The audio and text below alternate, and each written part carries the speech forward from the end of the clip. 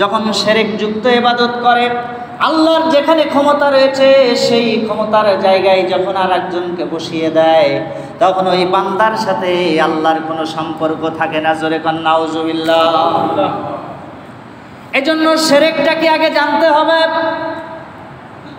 শিরক হলো এরকম, যত জায়গায় আল্লাহর ক্ষমতা বিদ্যমান আছে তত জায়গায় আল্লাহকে সরিয়ে দিয়ে আর একজনকে বসানোর নাম হলো শিরক। একজন মুমিন তিনি দাবি করেন আমি সালাত আদায় করি, একজন মানুষ তিনি মুসলিম হিসাবে দাবি করেন, তিনি বলেন আমি সালাত আদায় করি, নামাজ পড়ি, আমি তো জান্নাতে যাবই। ওই লোকটা একদিকে যেমন সালাত আদায় করে, অপরদিকে তার বাড়িতে গবাদি পশুর কিছু হলে আল্লাহর ক্ষমতা বাদ দিয়ে পাগলকে বসায়। আল্লাহর ক্ষমতা সেখানে বাদ দিয়ে পাগলকে বসিয়ে দেয়। এই কিছুদিন আগের ঘটনা বলছি, 1 মাস উপজে নাই, একজন ব্যক্তি জিজ্ঞাসা করলেন, হুজুর বাড়ি গবাদি পশু অত্যন্ত অসুস্থ, কি করা যায়? আমি সর্বোচ্চ তাকে বললাম, শুনেন, আপনি সালাত আদায় করে আল্লাহর কাছে নিয়ত করেন, যদি গবাদি পশু সুস্থ হয়ে যায় তাহলে অন্তত পক্ষে এতটুকু করতে পারেন যে আমি মসজিদে একটা জিনিস কিনে দিব, একটা ফ্যান দিব। আমি এইটা যখন বললাম, বাড়িতে চলে গেল, স্ত্রীর কাছে বললেন, আল্লাহর কসম, আল্লাহি আল্লাহর কসম, কোরআন শপথ করে বলছি, স্ত্রীও নামাজি, স্বামীও কন্টিনিউ নামাজ পড়ে। স্ত্রী তাকে বলল, শোনো, আল্লাহর কাছে সব কয়ে কোনো লাভ হবে না, বরং তুমি আজকে এখনো ভালো দিন আছে, আজকেই তুমি মধুপুর পাগলের কাছে যাও। যখন খবরটা পেলাম, অঝরে কান্না চলে আসলো। যেখানে আল্লাহর ক্ষমতা আছে সেই জায়গায় আল্লাহকে সরিয়ে দিয়ে যেই লোকটা পাগলকে বসিয়েছে, ওই লোকটার ইবাদত করুক আর না করুক আল্লাহর কোনো যায় আসে না। কথা ঠিক কিনা? যেই লোকটা আল্লাহর ক্ষমতা বাদ দিয়ে পাগলকে বসিয়েছে ওইখানে, সেই লোকটা ইবাদত করুক আর না করুক, সালাত আদায় করুক আর না করুক, সে ওযুতে নামাজ পড়ুক আর না পড়ুক, আল্লাহর কোনো যায় আসে না। কারণ যেই লোক শিরকের সাথে সম্পৃক্ত, তার মতো লোক দুনিয়ায় বেঁচে থাকলেও কোনো লাভ নাই। আপনি যদি সুস্থভাবে, সুস্থ শরীরে আল্লাহর নির্ভেজাল ইবাদত করতেন, নির্ভেজাল ইবাদত করতেন, তাহলে আল্লাহ সেটা মঞ্জুর করতেন। আল্লাহর সাথে আপনার সম্পর্ক সুদৃঢ় হতো, মজবুত হতো। আপনি তো মনে মনে চিন্তা করছেন যে গবাদি পশুর ক্ষেত্রে আল্লাহর চাইতে পাগল বেশি বড়। নাউজুবিল্লাহি মিন জালিক। এই চিন্তা, এই টেন্ডেন্সি, এই আশা যার হৃদয়ে আছে, এই লোকটা কাফের হতে বেশি দিন লাগবে না। যদিও আমি এখন তাকে কাফের বলছি না, তবে কাফের হতে বেশি লাগবে না। আল্লাহর বিপরীতে যেই ব্যক্তি গ্রহণ করে সেই তো কাফের। আল্লাহর শক্তির বিপরীতে অন্য কোনো শক্তি গ্রহণ করাই হচ্ছে সেই কাফেরের লক্ষণ। ঠিক কিনা? কারণ কাফেররা বিশ্বনবীকে বলেছে যে ঠিক আছে, তোমার মসজিদে আমরা কিছু নামাজ পড়বো, তুমিও কিছু আমাদের মন্দিরে এসে পুজো দিও। 3 দিন আমরা মসজিদে যাব, 3 দিন আপনি আমাদের মন্দিরে আসবে। আল্লাহ সঙ্গে সঙ্গে এটা অ্যাকসেপ্ট করেন নাই, গ্রহণ করেন নাই। আল্লাহ সঙ্গে সঙ্গে বলে দিয়েছেন, সে ওই দ্যাট রিজেক্ট ফেইথ। নবী আপনি তাদেরকে বলেন, উলিয়া আইয়ুহাল কাফিরুন, তোরা কাফের। যে লোকটা আল্লাহর শক্তির সাথে মিশ্রণ করতে চায় ওই লোকটা কাফের। কুল ইয়া আইয়ুহাল কাফিরুন, নবী আপনি তাদেরকে বলে দেন তোরা কাফের। তো 14 গোষ্ঠী কাফের, কাফেরদের সাথে আমাদের কোনো সম্পর্ক নাই। কুল ইয়া আইয়ুহাল কাফিরুন লা আ'বুদু মা তা'বুদুন। জোরে বলুন আল্লাহু আকবার। নবী আপনি তাদেরকে বলেন, ও কাফের গোষ্ঠী শোনো, তোমরা যার ইবাদত করো আমি তার ইবাদত করি না। আমি যাকে ভালো মনে করি তোমরা তার ভালো মনে করো না, বরং তোমাদের সাথে আমার কোনো সম্পর্ক নাই, আবার তোমাদের সাথে আমার আল্লাহরও কোনো সম্পর্ক নাই। তোমরা কাফের। অতএব যারা আল্লাহর বিপরীতে অন্যকে বসিয়েছে তারাই শিরক করেছে। আপনার চোখের সমস্যা হয়েছে, সূরাতুল ফাতিহা পড়েন, আপনার আল্লাহর কাছে চান। আপনার পায়ের সমস্যা, আল্লাহর কাছে চান, সেজদা করেন, নামাজে লুটিয়ে যান, নামাজ পড়েন।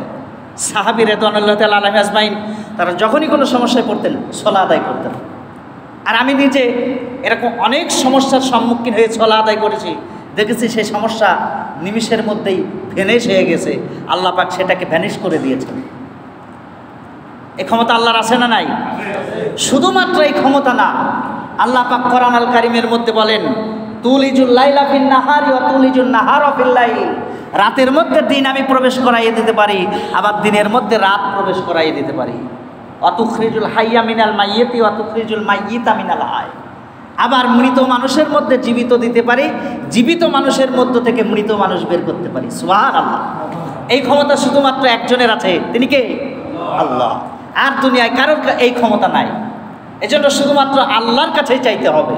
যত সমস্যা আছে, সাহায্য, আপনার শার্টের বুতাম নাই, এটাও আল্লাহর কাছে চাইতে বলেছেন বুজুর্গানে দিন যারা, তারা বলেছেন এটাও আল্লাহর কাছে চান। তবে তার মানে এরকম না যে আপনার মোজ বড় হয়ে গেছে, আমি কাটলাম না, আল্লাহ তুমি আমার মোজ কাটিয়ে দিয়ে যাও, এটা বলা শিরক, এটা বলা নাজায়েজ। এরকম না, আপনি চেষ্টা করেন যে আল্লাহ আমি একটা ছাটের বুটাম কিনতে যাচ্ছি, আপনি আমাকে তৌফিক দেন যাতে করে আমি ভালোই ভালোই কিনে আনতে পারি, আবার লাগাইয়ে ব্যবহার করতে পারি। এটা আপনি বলেন, এইটা আপনি বলেন। এজন্য একেবারে তৃণমূল লেভেলের যে কাজগুলি রয়েছে সেইগুলির ক্ষেত্রেও কিন্তু আল্লাহর ক্ষমতা রয়েছে, ঠিক কিনা? শুধুমাত্র আপনার গরু কেন, মানুষকে সমুদ্রের তলদেশে লক্ষ লক্ষ বছর আল্লাহ পাক জীবিত রাখতে পারেন, এরকম নজিরও আছে না নাই? কোরআন আল কারীম বলছে, শোনো, হযরতে নূহ পয়গম্বর তার কওমের লোকদেরকে দাওয়াত দিলেন। দাওয়াত যখন কেউ অ্যাকসেপ্ট করলো না, আল্লাহ পাক বললেন, নূহ তোমার এলাকা ছেড়ে তুমি যখন চলে যাবে, তোমার কাছে যারা আল্লাহর সমর্থ নেই, আল্লাহর দিনের যারা কবুল করেছেন, তাদেরকে তুমি সাহায্য করতে পারবা। তবে কেমনে করবা? আমি তো একটা প্লাবন দিয়ে দিব, আমি তো একটা ঝড় দিয়ে দিব, এমন একটা প্লাবন হবে যেই প্লাবনে দুনিয়ায় আরেকবার নতুন করে কিয়ামত হয়ে যাবে। নূহ পয়গম্বরের সময় একটা কিয়ামত হয়ে গেল। আল্লাহর অর্ডারে নূহ পয়গম্বর আলাইহিস সালাতু ওয়াস সালাম তিনি একটা বড় করে নৌকা তৈরি করতে লাগলেন। নৌকাটা স্বভাবতই তিনি পাহাড়ের উপরে তৈরি করতে শুরু করে দিলেন। কাফের বেঈমানেরা পথ দিয়ে চলতে লাগলো, আর নূহ পয়গম্বরের এদিকে তাকায়া বলে, মানুষ পাগল দেখছি কিন্তু এরম পাগল দেখিনি। কেন পাগল? একজন আম্বিয়া আলাইহিস সালাতু ওয়াস সালাম পয়গম্বরকে পাগল বলা হচ্ছে। কেন তাকে পাগল বলা হয়েছে? কিতাব বলে, মানুষ যখন নৌকা বানায় তখন স্বভাবতই নদীর কিনারে, সমুদ্রের কিনারে, সমুদ্রের কাছাকাছি বানায়। কিন্তু আল্লাহর পয়গম্বর নৌকা সমুদ্রের কাছে না বানায়া পাহাড়ের উপরে বানায়। জোরে কোন সুবহানাল্লাহ। এই জন্যই আপনার চোখে যা দেখতে খারাপ, আমার চোখে দেখতে তা ভালো। আমার যেই ড্রেসটা আপনার কাছে অমানান, আমার কাছে মানান, কথা ঠিক কিনা? আমার কাছে নামাজ প্রিয়, আপনার কাছে অপ্রিয়। আমার কাছে আল্লাহ প্রিয়, আপনার কাছে মধুপুরের পাগল প্রিয়। আমার কাছে আল্লাহ প্রিয়, আপনার কাছে কালীগাছ প্রিয়। আমার কাছে আল্লাহ প্রিয়, নামাজ প্রিয়, আপনার কাছে ভেটুল গাছ প্রিয়। আমার কাছে মনে হয় মসজিদ প্রিয়, আমার কাছে মনে হয় কোরআন প্রিয়, আমার কাছে মনে হয় নামাজ প্রিয়। যেহেতু আমার চোখের কাছে আপনি বিপরীত, সেই জন্য আপনার কাছে সব শিরকযুক্ত বিষয় প্রিয়, ঠিক কিনা? নূহ পয়গম্বর নৌকা বানালেন। লোকেরা যখন বলা বলি শুরু করলো, পয়গম্বর তিনি আল্লাহর কাছে বললেন, আল্লাহ নৌকা আমি পাহাড়ের উপরে বানাই, সেই জন্য মানুষেরা বড় টেনশন করে, চিন্তা করে। আপনি কি বলেন? আল্লাহ বললেন, নূহ যে আল্লাহ পাহাড় বানিয়েছে, তোমার কি ধারণা সেই আল্লাহ পাহাড়ের উপরে পানি দিতে পারবে না? নূহ বললেন, হ্যাঁ পারবে। তাহলে নৌকা বানাও। নৌকা বানানো শুরু হয়ে গেল। নৌকায় কিছু মানুষ উঠলেন, কিছু প্রাণী উঠে গেল। অনেক লম্বা ইতিহাস শর্টকাট করে বলছি। যখন নৌকা ভর্তি হয়ে গেল, নৌকায় প্লাবন শুরু হয়ে গেল। প্লাবন এমন প্লাবন হলো, যেই এলাকায় বড় বড় বিল্ডিং ছিল, বিল্ডিংগুলো ধসে গেল, পাহাড়গুলো মাটির সাথে নিমিশেই মিশে গেল। এমন যেই বাড়িগুলো নিয়ে বেঈমানেরা অহংকার করত, সেই বাড়িগুলো পানির স্রোতের সাথে, বাড়িগুলো মাটির সাথে সাথে তারা ভ্যানিশ হয়ে গেল। নূহ পয়গম্বর পানিতে থাকলেন, নৌকায় থাকলেন। অনেক শিক্ষণীয় বিষয় মুসলমান খেয়াল করো। নূহ পয়গম্বর নৌকার উপরে থাকলেন, কিতাব লিখেছি নূহ পয়গম্বর 41 দিন নৌকার উপরে থাকলেন।